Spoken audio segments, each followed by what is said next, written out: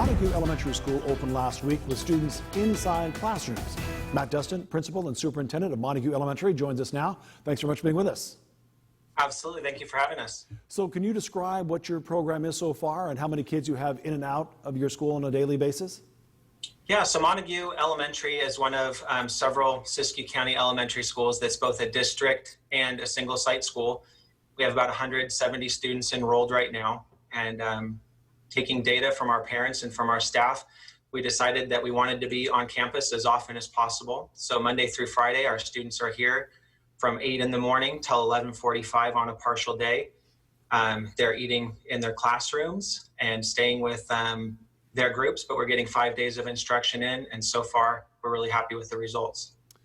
So I think a lot of parents would love to have that concept if it was safe and work. So what are you doing to make sure, A, your kids coming into school are safe, and then how are you making sure they aren't transmitting the virus once they leave your school? Absolutely. So we work really closely with the Siskiyou County Department of Health and the Siskiyou County Department of Education to make sure that we're meeting all of our county and state guidelines. The students are being health screened on the way in every day. Of course, we're all wearing masks and practicing social distancing. And then from there, the kids are staying in a small cohort with only their classmates each day, so that if we do have an incident on campus, it'll be easy to find out where it came from, where it's going, and then take actions working in concert with our County Department of Health. I know initially sometimes smaller districts were challenged by, even more so than the large districts, trying to adjust to the new online learning reality. How have you been able to do that for your students that may be either school part-time or learning from home all the time? It's been very difficult. Here in rural Siskiyou County, a lot of our parents don't have access to Wi-Fi even with a hotspot. You know, for that to work, we have to have cell phone service, and a lot of our families don't have cell phone service. So we've just asked our teachers and staff to be very flexible with parents in terms of how they're meeting their needs. For those that can't meet online every day, we're reaching out in other ways to provide work. We're giving our teachers time to meet their needs in the afternoon when our other students go home.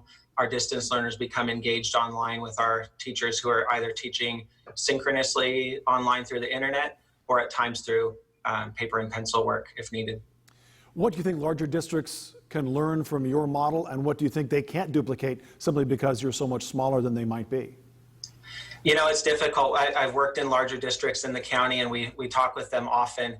And I think that a lot of the things that work for small rural schools just don't and can't work for big schools. And it's one of the advantages that we have being over the hill from Wairika and larger areas in Siskiyou County is that we can make it work because we have few enough students and enough staff to keep these small cohorts working and to stay safe during the day. And for larger districts, I know that they're doing the best with the model that they're going to employ. But like I say, we're happy to work in a small rural school right now. So how are you going to gauge success 2 or 3 months out? Do you think that as this model goes forward, you'll be able to keep those kids and staff members safe and healthy? That's the hope. You know, we keep an eye every day on our county statistics, and we follow them carefully. We try to follow where in the county we can expect to have problems. Our County Department of Health is in communication daily with us in terms of the trends that we're looking at. I think that we will measure our success by just staying here and staying healthy, hopefully weathering the storm. But if we do have a need to take action, we're ready to transition to a 100% distance learning, and all those plans are already prepared. Matt Dustan, principal and superintendent of Montague Elementary School, continued success, and thank you for making time for us today. Brian, I appreciate your time. Thank you.